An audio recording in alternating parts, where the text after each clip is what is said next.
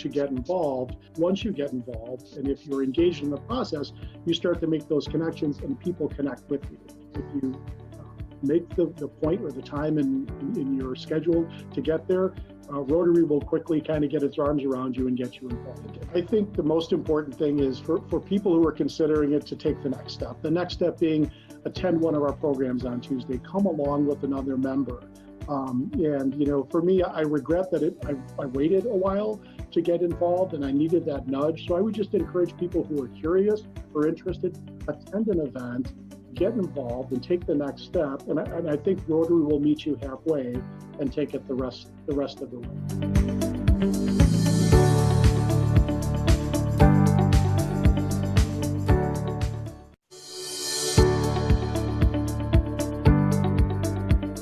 I love how Rotary is really about being more than the sum of our parts. As we're watching everything the world is going through right now, and it really is global, one of the things I love about being part of Rotary is it's as small as me helping out one person to one of the Rotary International successes recently was the largest global gift we've ever given to mercy ships. That sense you have in the room of people who want to be part of something that moves the world forward in a meaningful way, it really is impactful from the person to person and then also country to country, and in the mercy ships instance, many countries to many countries. It really is just a compounding of good intent and smart people who love to learn and figure out how they can work together to make a difference.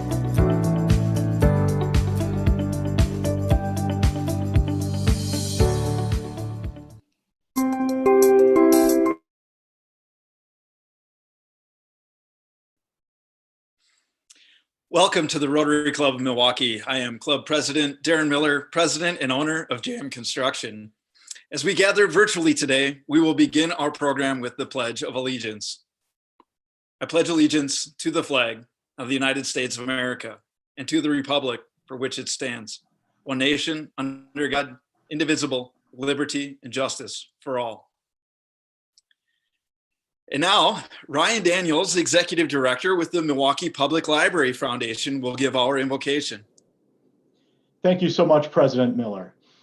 As the founder of public libraries, Benjamin Franklin once said, and Ted, if you're on, this is for you. Our new Constitution is now established. Everything seems to promise it will be durable. But in this world, nothing is certain except death and taxes. Amen. Thank you, Ryan. And thank you to Saj Thatchankari and Maggie Opplinger for your contributions to our Rotary Now More Than Ever video series that played prior to the start of the program. It goes without saying that the pandemic has been challenging for many of us, and Rotary continues to adjust. We've been gratified to hear from many of our members that they believe Rotary is important more now than ever. I am also quite pleased today to be able to participate in introducing two new members. First, I have the pleasure of introducing Chris Routman. Chris is a 2000 graduate from Arizona State University with degrees in economics and supply chain management. Prior to graduation, Chris spent 6 months as intern with Intershop, one of the leading e-commerce software companies in Germany. The flexible nature of that internship allowed him overseas to spend time traveling to more than 13 countries within Europe. After graduation, he spent years with Goodrich Aerospace in San Diego, Seattle, and metropolitan Beloit. He decided that the beautiful and consistent weather in San Diego was just too much to bear and relocated back to Wisconsin in 2002. To work as a supply chain analyst with Kohler Company. At his time at Kohler, he transitioned to purchasing all of the plastics raw materials for their global operations. After deciding to make a long-term commitment to living in Wisconsin, he transitioned to the family home building business, Routman Custom Homes, in 2004, just in time to weather the coming economic downturn. Routman Custom Homes has built over 700 homes in Wisconsin since 1976 and is a consistent participant in the Sheboygan County Parade of Homes. They have since branched into the Metro Milwaukee area with their new construction and remodeling services. Chris currently lives in Saukville with his wife, Rachel, who is a nurse practitioner at the Norris Student Health Center at UWM.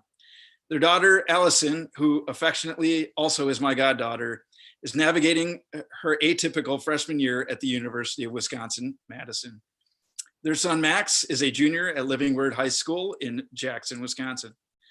Chris enjoys traveling with his family, entertaining friends, cooking and eating food, and barrel aging a cocktail or two. He's looking forward to getting more involved in giving back through Rotary and is especially interested in Rotary's mission of combating structural racism in Milwaukee and beyond. Chris and I have a long history together, which includes being mutual best men at each other's weddings. So I could certainly share more about Chris, but we'll just leave it at a warm Rotary welcome. Welcome, Chris. Thank you very much for having me. I'm looking forward to participating in Rotary quite a bit. Thank you. Thanks for being here. And now Maggie Opplinger, General Manager and CEO of the Florentine Opera, will introduce new member Kendra Ingram. Hi, everyone. It is my absolute pleasure to welcome Kendra to join us as a Rotary member. Kendra Whitlock Ingram currently serves as the President and CEO of the Marcus Center Performing Arts, the Marcus Performing Arts Center, sorry. They've shifted their name in the last year. I'm still adapting. She has also held senior leadership positions with several major performing arts institutions, including Executive Director of the Newman Center for the Performing Arts at the University of Denver, Vice President of Programming and Education for Omaha Performing Arts, Managing Director of Shenandoah Performances at Shenandoah University, Vice President and General Manager of the Baltimore Symphony Orchestra, and Director of Pops and Special Programming for the Detroit Symphony. She holds a Master in Business Administration from the University of Nebraska-Omaha and a Bachelor of Science in Music Education from Duquesne University. She is also an alumna of the League of American Orchestras Orchestra Management Fellowship Program and has served as an adjunct faculty member at Wayne State University. I want to say on a personal note, Kendra came to Milwaukee in early March, which, as we all know, was a very interesting time to be coming to Milwaukee in the arts. And despite the fact that at our first meeting, she was shutting down my opening night, I am truly delighted to call Kendra a friend. She is originally from Scranton, Pennsylvania, and is very proud of that. She seems to have left her heart in all of the communities where she's lived, which I think is a wonderful testament to how she connects to people. And I think she's going to truly be a wonderful asset for Milwaukee, for the arts, and for Rotary. So welcome, Kendra. Thanks, Maggie. I'm glad to be here and glad to meet all of you. Thank you for the introduction, Maggie. Chris, Kendra, welcome to Rotary. Look forward to when we can get together in person. So stick with me. We have a bit more club business to run through. We need help ringing bells for the Salvation Army this Saturday, December 5th at 2 Metro Market locations, 1123 Van Buren and 4075 North Oakland Avenue. A special thank you to Dan Federley, Beth Heller, Tom and Sharon Gale, Karen Plunkett, Barbara Velez, Sister Edna, Joanne Gruno, and Saj Thachankari for stepping up already. See the link in this morning's email to sign up for one of those hour-long shifts. Next Thursday, December 10th, the Coffee Connector Group will begin their winter virtual get-togethers. The group plans to meet the second Thursday of each month via Zoom at 7:30 a.m. Join the Facebook group or contact Teresa Regan or the Rotary office for the link to the Zoom meeting. The Rotary Person of the Year Committee is now accepting nominations for the 2021 Rotary Person of the Year. Nominations for the award should be individuals who through their profession have made the community a better place to live and work and have shown outstanding leadership in the advancement of ideas, products, or services. If you'd like to submit a one-page nomination, please send it to info@rotarymilwaukee.com. The deadline to submit is January 14th, 2021. And the Rotary Club will celebrate the award recipient at a May or June Rotary meeting. An update on our RCM Scholarship Endowment fundraising efforts. In just 2 weeks, we have raised over $7,000 for the endowment. Thank you to all of you who have donated so far. And finally, if you're joining us on Zoom or YouTube today, please use the chat to ask your questions. And now I have the great pleasure of introducing our speakers for today.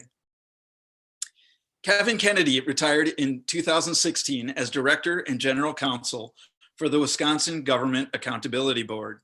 Kevin served for 33 years as Wisconsin's Chief Election Official, 1983 to 2016. Under his leadership, Wisconsin has consistently recognized as a leader and innovator in the administration of elections, lobbying, and campaign finance. This is no small accomplishment, as the state presents challenges as it runs every federal elections at the municipal level. And there are over 1,800 municipalities.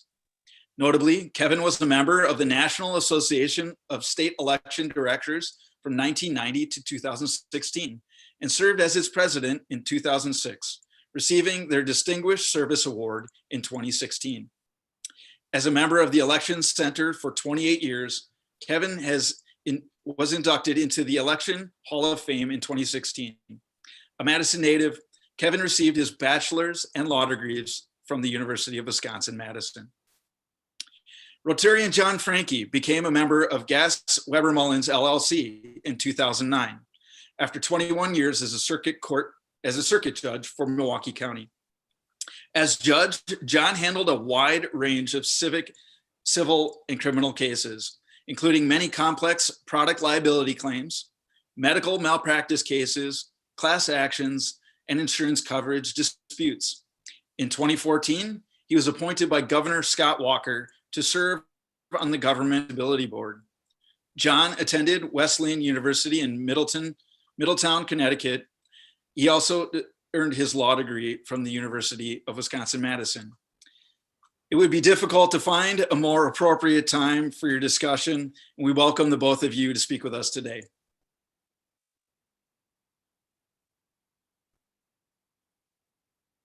Good afternoon. Michelle, we can start the slides.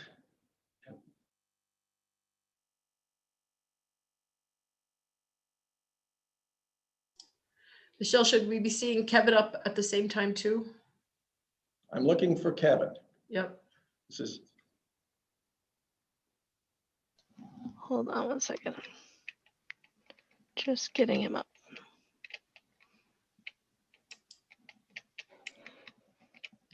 Michelle, can you back up to the first slide? Certainly.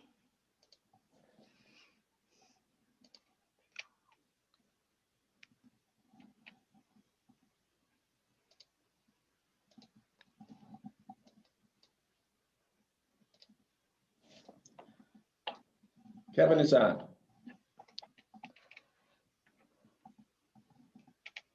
Needs to unmute.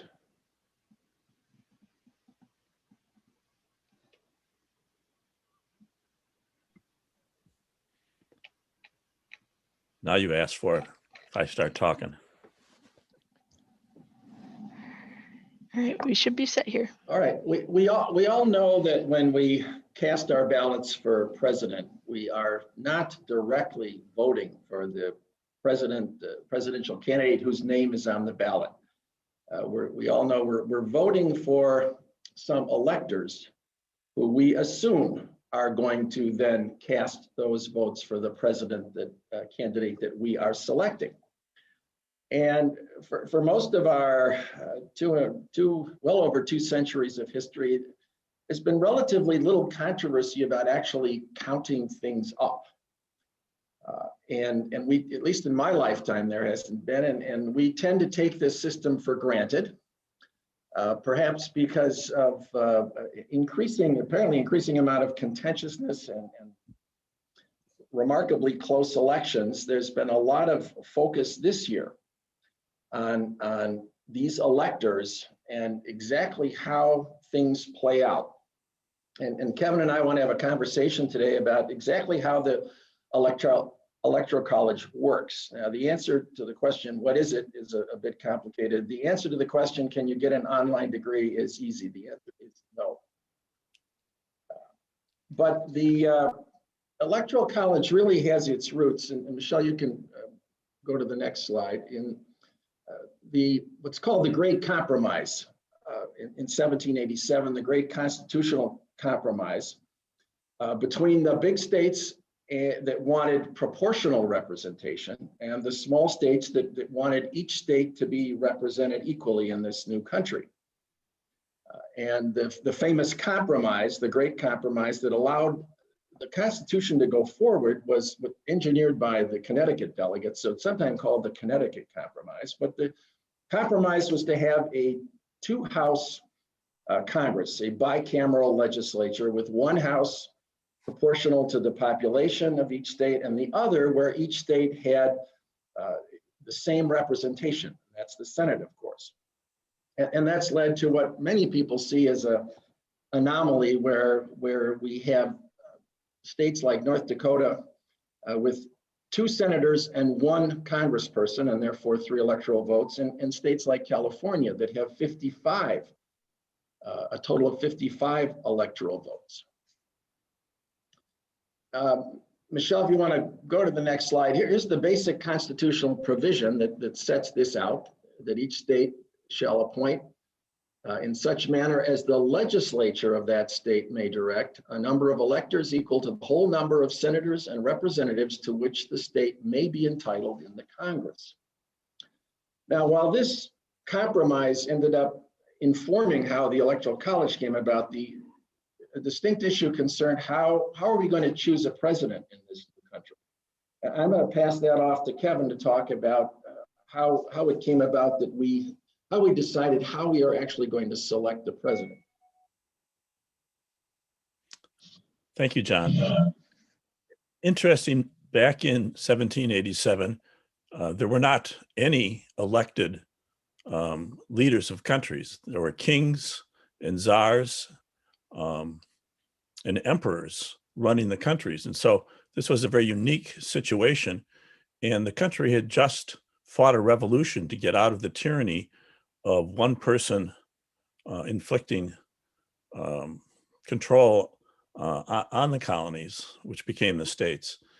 And so, as John mentioned with the Great Compromise, putting together this Constitution, which was the second attempt at structuring the government after the Articles of Confederation, you ended up with trying to balance so many interests, and that the Great Compromise really underlined that. But the checks and balances between the judicial branch, the executive branch, and the legislative branch were a key part of that Constitution. And in looking at the executive branch and how do you select the head of that, there were a lot of tensions going on. Originally, they had 4 options, which did not end up as the Electoral College. One was to have Congress elect the president.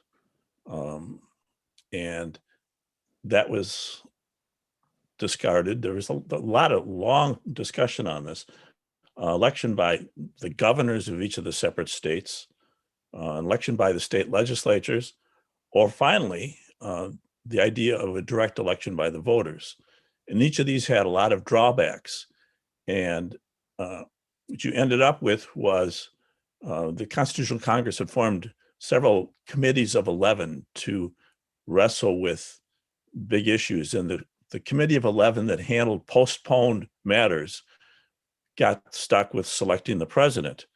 And they came back with the Electoral College, which really was based on the Grand Compromise that you saw, or that John mentioned at the beginning, where you have a recognition of the role of the states getting 2 electoral votes for everyone, and then one based on proportionality.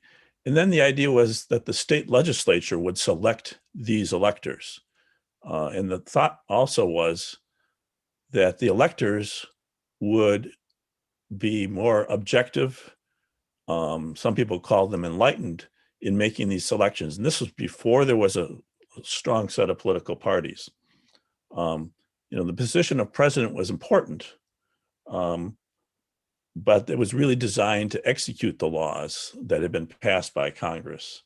There were a lot of competing interests, as we talked about in this, in trying to pick a leader for the country. You had the 13 states who were very jealous of their own powers. There was a concern, as I mentioned, too, about avoiding a strong leader running the country. Also concerned about the ability of voters to have sufficient information to make the judgment, which is one of the reasons why the direct vote did not go through at the time. So the question is, how did that work out? Initially, the office sought the man. George Washington was elected in 1788 and 1792 by a unanimous vote of the Electoral College.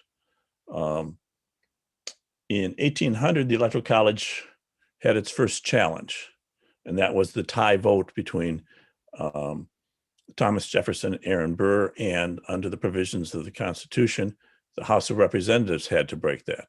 And depending on whether you take the Hamilton, the musical version, it took 36 votes, 37 votes to break that tie in Congress. We also ran into challenges in 1824 and 1876 with the Electoral College. Today, I think it's really unlikely that anyone envisioned that someday you'd have, as John pointed out, states with 3 electors: Alaska, Delaware, Montana, New Hampshire, the Dakotas, Vermont, and Wyoming, and another with 55 in California. So that's sort of how we got there and what we're at. John, I'm going to turn it back to you. Well, initially, the state legislatures chose electors in virtually all states very quickly. By the early 1800s, all states but one had moved to letting the popular vote determine who the electors would be.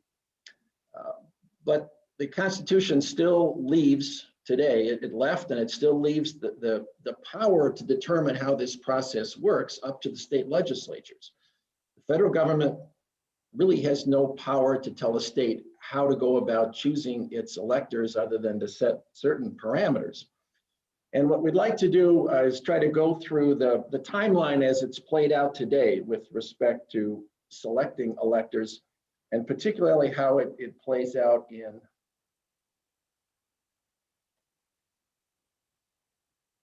I don't know why the video went off, how it's played out in Wisconsin. And we're going to try to go through some of these real quickly so we have time for questions. But here are the stages involved as set by federal and state law in terms of how we go about picking the electors who will pick the president. And the first step is the selection of the candidates for president. And as you all know, these are picked by national conventions.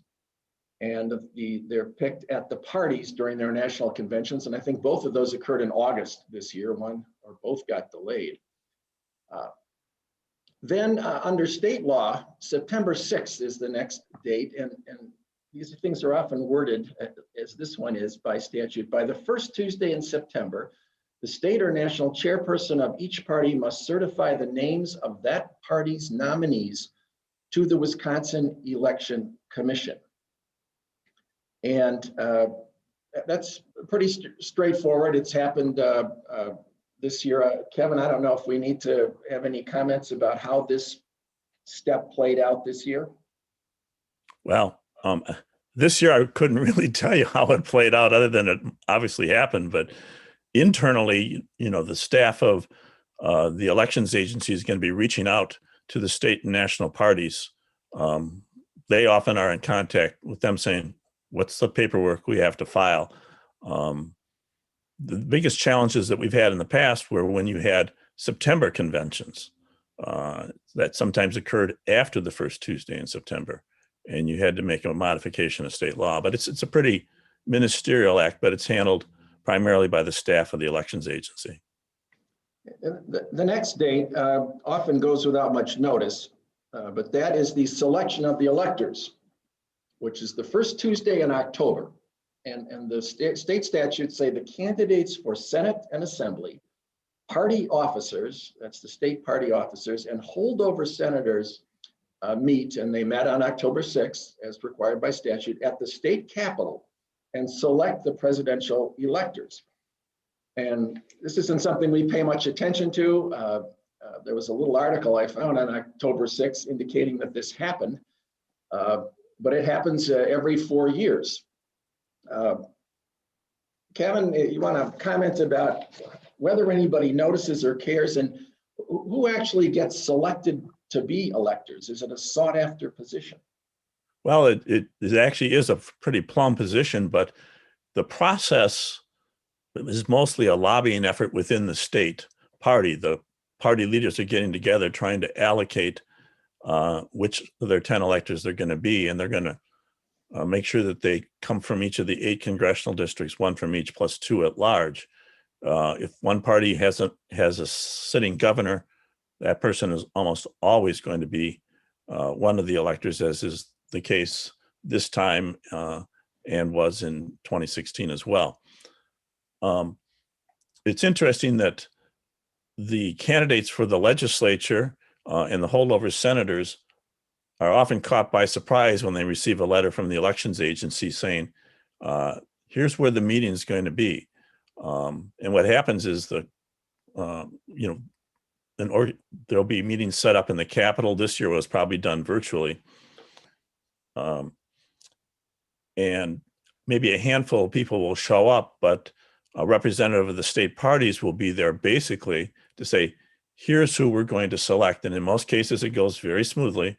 Everybody there says, okay, we agree with that. Once in a while,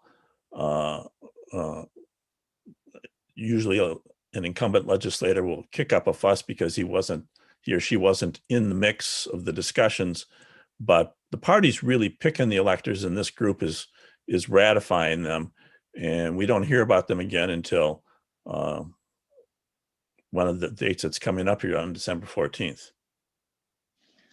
I think in the interest of time, we may skip over the question of the independent candidates or independent parties, because the state statutes address the process by which the major parties or ballot parties select their electors. And then there's a different process for independents. But in this case, as Kevin indicated, the parties met. Was it a virtual meeting this year? Do you know? I don't know, but I'm guessing it pretty much had to be. It probably was. But then we proceed to the next major step, which of course is Election Day, which was November 3rd this year. And we have federal law that sets this date. That is on the first Tuesday. Well, that's obviously not correct. On Election Day, the electors of the president and vice president shall be appointed in each state on the Tuesday next after the first Monday in November. That's the federal law that sets that date. And then Wisconsin law provides that a vote for the president, Michelle, you can take off this slide. I don't know if the next one, we can leave up the next one, but the Wisconsin law provides that a vote for the president and vice president nominations of any party is a vote for the electors of the nominees.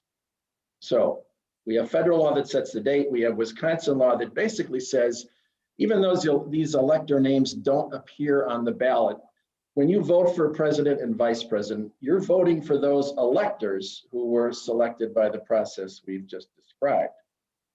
And so we still have Election Day, of course, but now we also have early voting, absentee voting, we have mail voting. And in this year, we had the effect of the pandemic. Kevin, any comments about how Election Day played out this year in terms of these legal requirements? Well, probably the big thing was more people voted in this election than voted in any other election. 3.3 million voters by sheer numbers is the most votes ever cast. Not the closest election that we've had. A little bit closer than 2016, but not as close as 2000 or 2004. I can't speak to much earlier than the 1980s for vote totals, but It was really a very well-run election. A lot of kudos to those local election officials. They learned a lot from April, put it into practice in May and August. And it was a very well-run election with 2/3 of the votes cast absentee, either in person or by mail. So after Election Day, then the next principal deadline is the one that's up on the screen, which is what I've called the certification deadline. And that's today, December 1. And as you may know, a lot has been happening yesterday and today, and really in the week leading up to this. But today is the deadline under state statute for the chairperson of the commission to complete a public state canvass. And there's fairly lengthy state statutes on both the municipal and then canvass and then the county canvass, which leads to the state canvass. And that leads to this statute that says the chairperson should complete the public state canvass and then certify the results. And that statute applies to all elections, but there's also a separate section for how this plays out for the designation of the presidential electors. Now, as I said, a lot has been happening, and another lawsuit was filed today. The Wisconsin Election Commission was meeting at 10 o'clock today and may still be meeting. I watched a little bit of it. It was, what I saw was very contentious. And so there'll be more news following this. But Kevin, in terms of this date for the certification, you want to add anything? Well, the big challenge is always if there is a statewide recount, and we had one in 2016, plus the recount that we just finished, getting the final results tallied and recounted by December 1st. And the lawsuit that was filed today is really an appeal from the decisions that were made in the recount.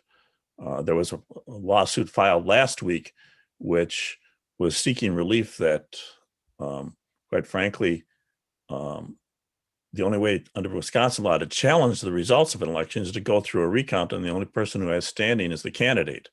So our Supreme Court's going to be wrestling with some interesting questions from last week's lawsuit as well as this lawsuit, and it will impact the deadlines as we move forward. But one of the tensions that you alluded to, John, is what's the role of the chair of the commission versus the role of the commission itself.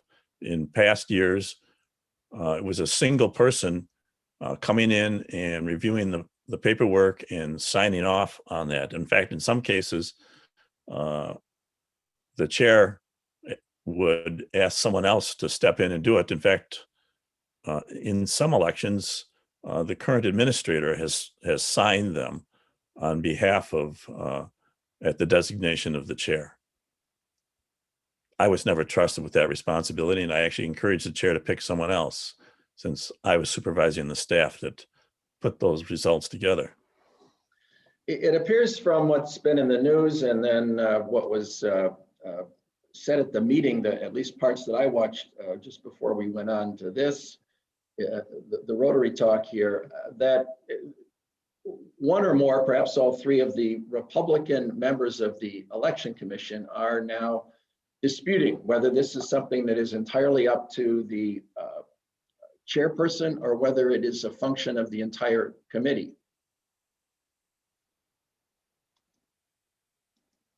I'm not sure what's cutting that off, but it's back on. And this dispute is likely to play out. It may well play out if they included it in the lawsuit filed today or in a subsequent lawsuit. But the Wisconsin Election Commission, which we haven't talked much about, it now is set up as a bipartisan commission with 3 members appointed from the Democratic side and 3 from the Republican side. And because it takes a majority of the commissioners to do anything, a majority vote would be 4-2. On critical things, there can obviously be a 3-3 deadlock. And the question of whether certification that occurred yesterday when the commissioner, the chair, who happens to be a Democrat, it rotates, but it is a Democrat appointed person, she certified the result yesterday and Jacobs. And there now may be a question and then Governor Evers went ahead very quickly and performed his function. We need to move, I guess, to the next slide, because the next event is the transmission of the certificate. Once the state chair or the commission, depending on how you want to read the statutes, once that certification has occurred, the next date is that before December 14th, that's the deadline for the Election Commission to prepare a certificate showing the results, and then for the governor to transmit the certificate to the General Services Administration. And the governor is also supposed to directly send the certificate to the presidential electors, which I assume means the winning presidential electors. And my understanding is that Governor Evers did this either last night or this morning. Even though the deadline is December 14th. So we've had certification.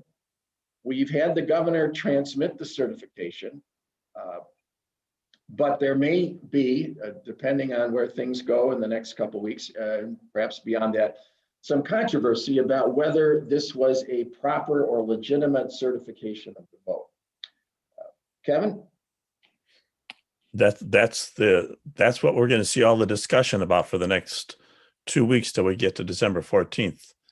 I'm hoping the court will act quickly on this, because when you get to December 14th and the electors meet, it's generally a very celebratory time for the people that are in the room, and there is a lot of media. I assume this time it'll also be virtual, but the governor's conference room is where the meeting is held, and it's there's an awful lot of happy people in the room because it's always the electors for the winning candidate.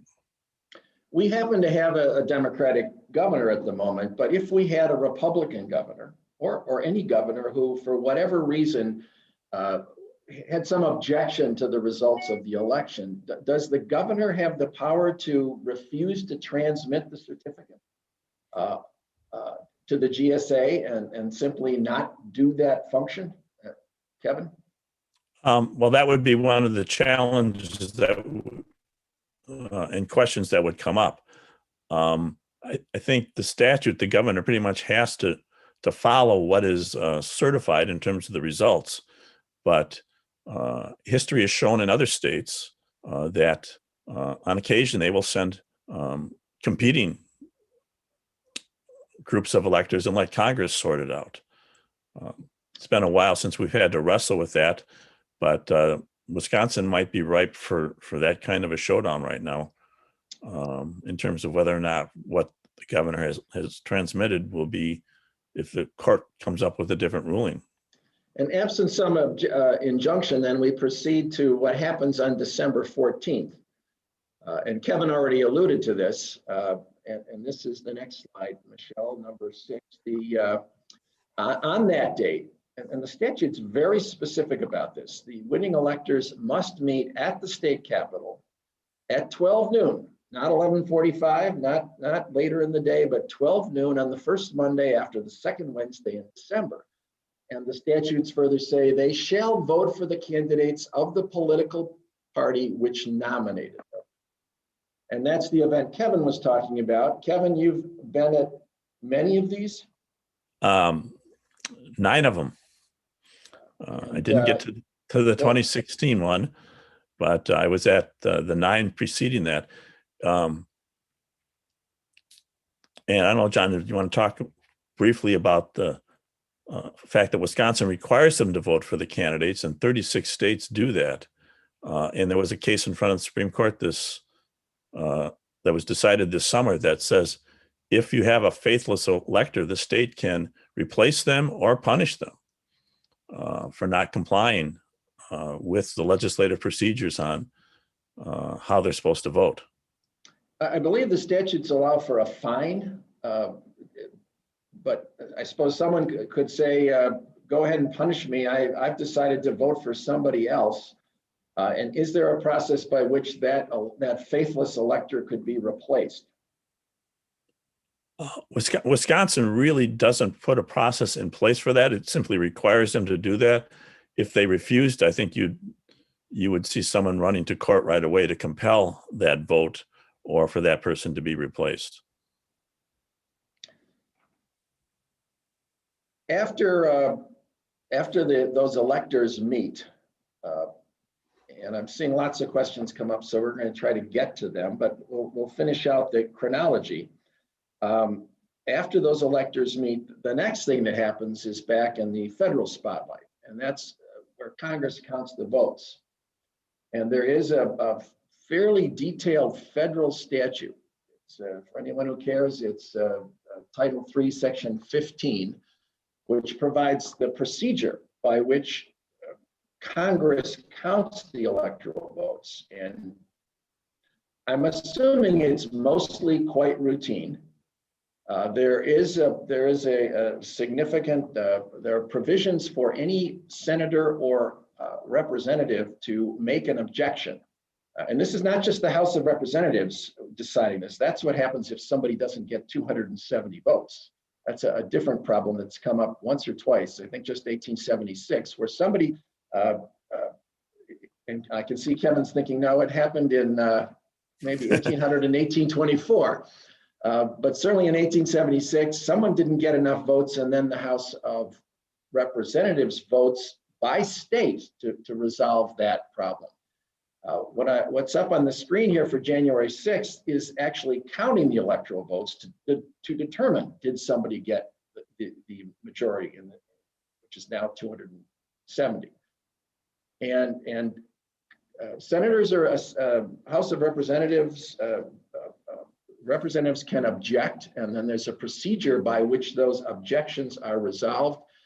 And at least, as I said early in my lifetime, I don't recall this being a big event. I assume there have been objections, there's been problems. I think there was one year where there was a dispute about Hawaii's delegation, but we don't generally pay much attention, particularly not if the dispute isn't going to determine the outcome. And there's nothing to indicate that this year, unless rather dramatic things happen in say 3 out of the 4 states of Georgia, Pennsylvania, Wisconsin, Michigan, perhaps Arizona, that whatever objections are going to be made are going to affect the outcome. But there still could be objections, perhaps to Wisconsin's 10 electoral votes, and how those votes get counted is important. Kevin, anything you want to add on what happens January 6th? No, I think, as you said, other than that, it will be a lot of attention paid to it by the media and the political insiders, but not a lot unless there is an objection raised. And I wouldn't rule it out this time around. All right, well, before we turn to questions, we'd like to briefly talk about the issue that has been around for some time. And that is a question of whether the Electoral College should be abolished or modified or continue as it is.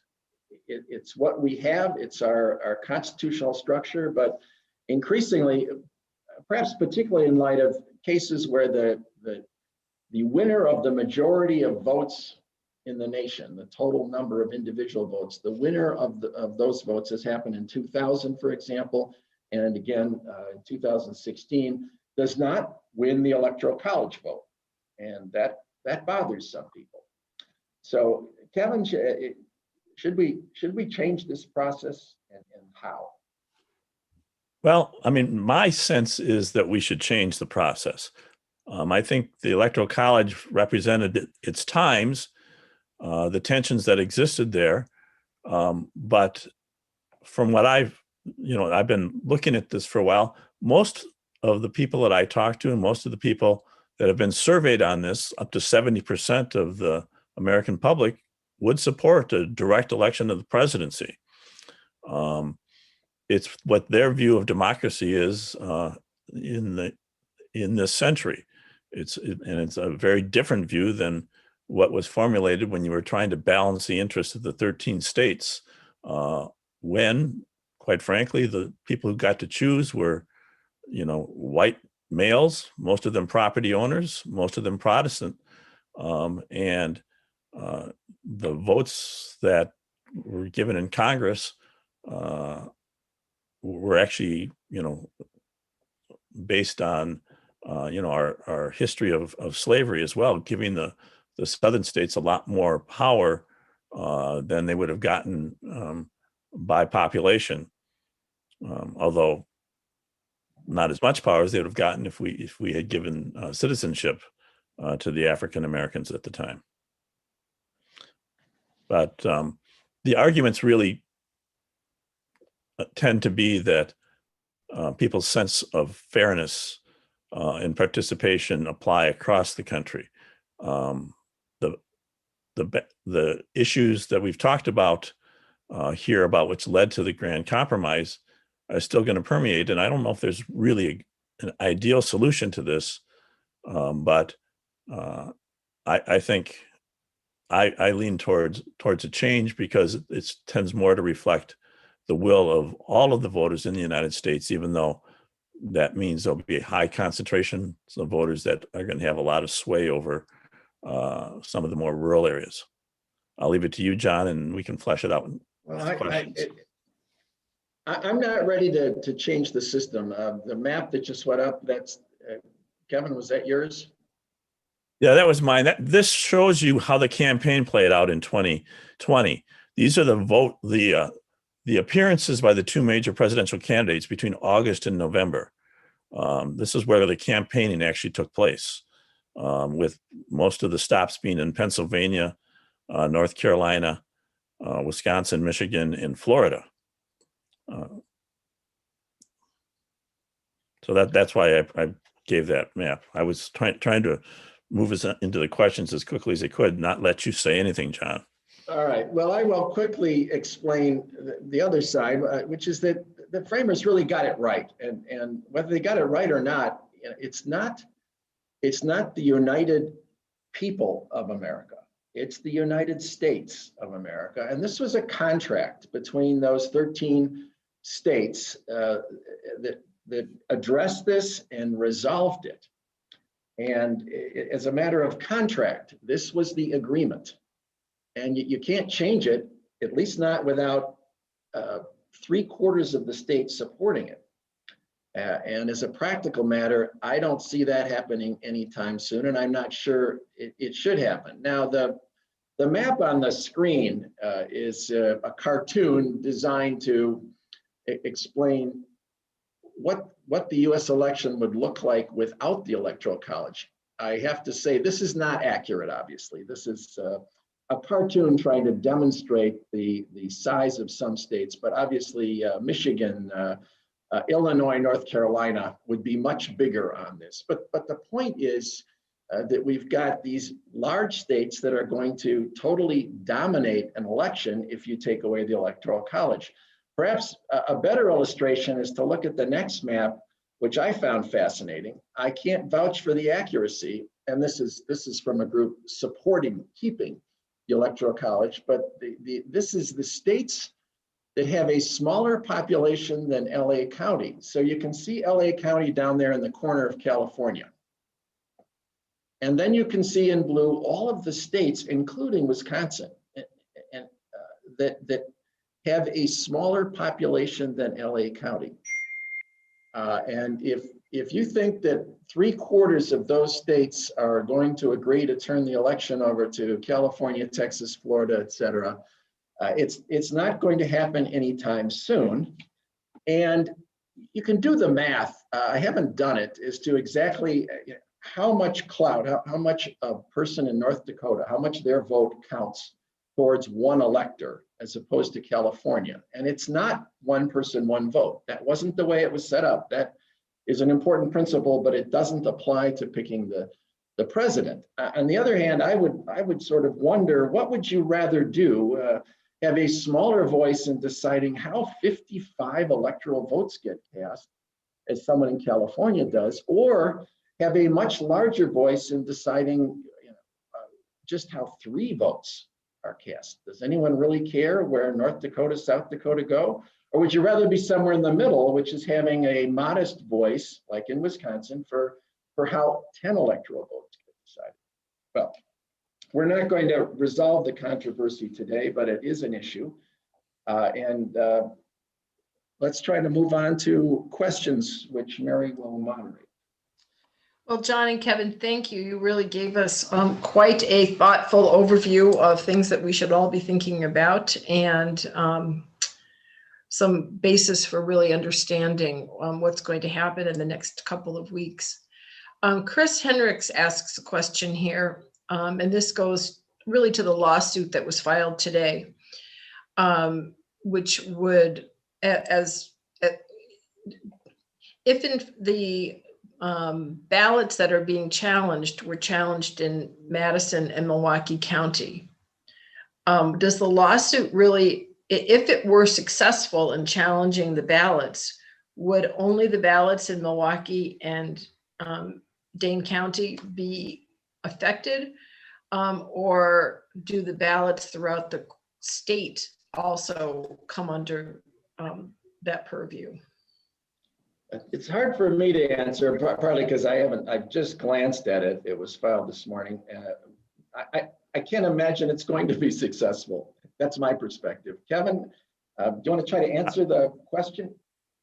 Well, I don't think it will be successful. I'd be very surprised if it is, but wouldn't be the first time I'm surprised by a court. The Biden campaign could have asked, but that time is now passed, for a complete recount and brought all the other issues into challenge. But certainly one of their arguments is going to be the same rules that Dane County and Milwaukee County followed were the rules that applied in the other 70 counties in the state.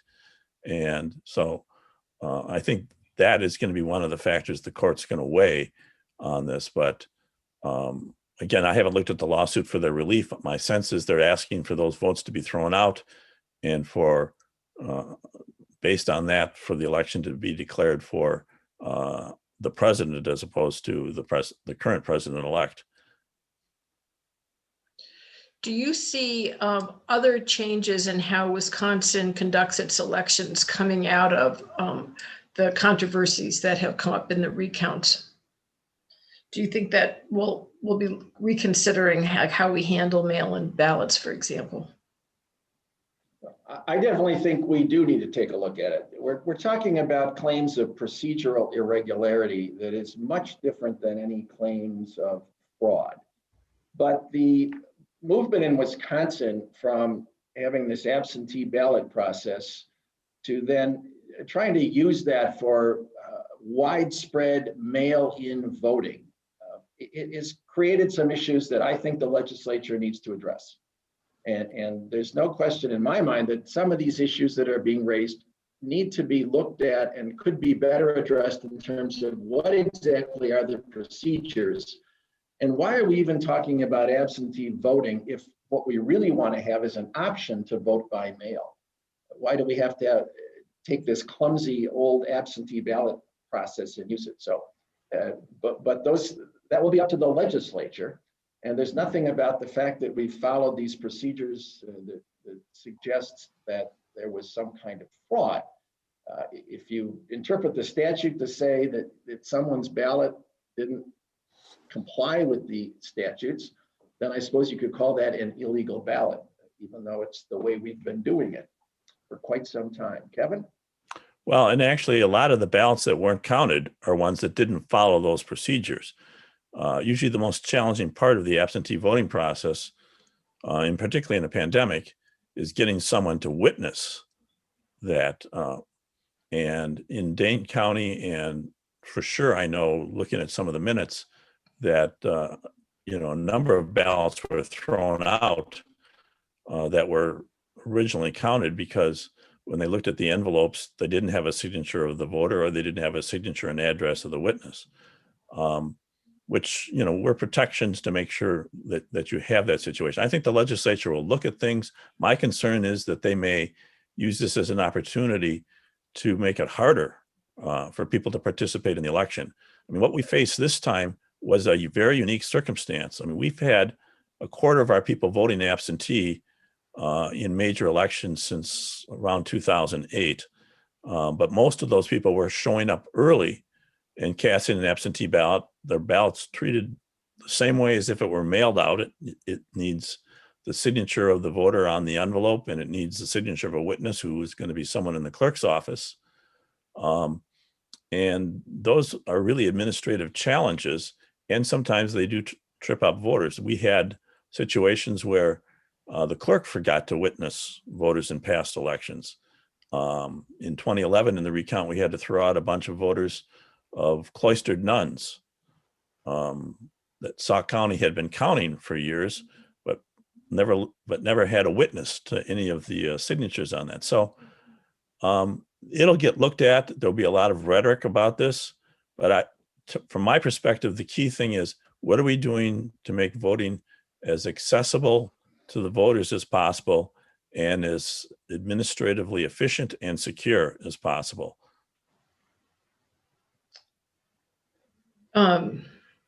Right. Okay. I think that is, so the question of do we want to have a well-run mail voting system is really different than trying to make the system that we have right now fit it. So we could really step back and relook at how we handle all the procedures for voting other than on the day of the vote. I will say one thing, Mary. I did a couple of talk shows when I was administering elections, and there was a lot of distrust with the mail process. You know, the feedback I got, there wasn't a strong support for all mail elections. And I think that was evidenced in the fact that municipalities emulated other states by having secure locations to drop those ballots off rather than trusting them to the post office. You get a higher voter turnout with an all-mail election, but the public's general sense of, is their ballot going to get there on time, is still a concern. And that was something that our local clerks wrestled with in 2020. Good. We don't have too many questions, so if anybody else wants to throw a question out, we do have about 5 more minutes here. Phil Vollerath says, if the court sends our ballot decision to the legislature, I'm not sure that's quite the way it works, but you can rephrase this question. Would we then elect 10 Trump electors, even though Biden won our state by 20,000 votes?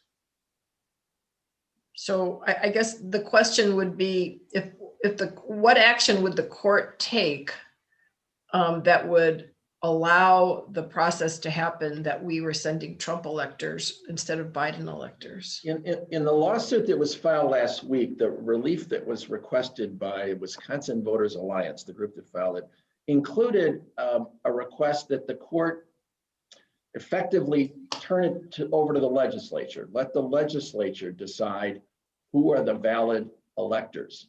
There is no, even though I started out this program by talking about how it's up to the states and the state legislatures to decide how to pick electors, Wisconsin legislature has passed a lot of laws about how this works. Those existing laws do not give them any role in resolving a dispute. Once there's a certification, if there's some problem with that, nothing in the current law says, well, the legislature decides. And unless our state legislature maybe has the power to change it, they'd have to pass a new law saying, here's the circumstances under which we get to decide. And then the governor would have to sign it. And there was some probably consideration of this in the last couple of weeks. But even if the legislature had wanted to act and they did not act, it was quite clear that Governor Evers wasn't about to sign that law. So the law doesn't currently give the legislature a role here. And I think what would happen is if there is a valid controversy found by the court, it would then go to that January 6th meeting of Congress, both houses of Congress, to try to figure out which group of electors should we recognize.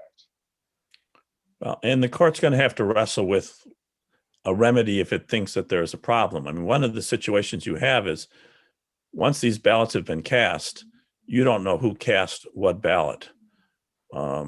You can't trace a ballot back to, is this a person whose envelope wasn't properly witnessed, or it was dropped in a drop box, there's no record of that. Or if they were indefinitely confined, you can't link the voter to the ballot. And so the court, if it has a problem with any of these procedures, is going to be challenged to fashion a remedy for that. Well, we're running out of time here. And I think that one of the things that really has come out of the last couple of weeks is that all of us really have at least a deeper understanding of the nuances of election law and processes than we had even a month or 6 weeks ago. And thank you for continuing to provide more enlightenment on this topic. John, Jalili Kohler just has something here. She says, John, I want to personally thank you for your letter to the commissioners that was in the Journal Sentinel that said the state commissioners should certify and basically not play politics with the certification process. What made you decide to write this letter? Well, I don't know that we have time for that. What prompted the letter was primarily a meeting of the Wisconsin Election Commission, which is the successor commission to the one I served on for a couple of years. And at that meeting, it became clear to me that there was consideration being given by the 3 Republican members, at least some of them, to trying to frustrate or oppose certification and let it go into the courts. So it was that meeting on November 18th and then the subsequent articles in the paper that tended to suggest there was going to be a problem. And so that's why I wrote the letter. And it's my general view that when you have millions of votes cast in the country, how many do we have? Over 150 million votes in Wisconsin. We had millions of votes cast here under the control of some 1,800 clerks. And you're going to have irregularities. You're going to have problems. And when you throw in the pandemic, and you're going to have what has been referred to sometimes as irregularities or questions about ballots. And if you want to go to court and fight about that within certain legal limits, you have that right. But the Wisconsin Election Commission has been supervising this process. If there should have been a change in these procedures, it should have been addressed months and months ago, either by the legislature or by the commission itself. In terms of procedures we've been following for some time, irregularities we've been living with, confusion we've been living with for some time, you don't address it in the 2 weeks following the vote. And the commission has a responsibility either to give some reason why certification should not follow or certify the election. And there is no valid reason. And it's not enough to say, well, somebody's suing in court, I need to wait for that. No. It's the commission's job to do this. And in fact, arguably the statutes say it's really not the commission, it's just the chair.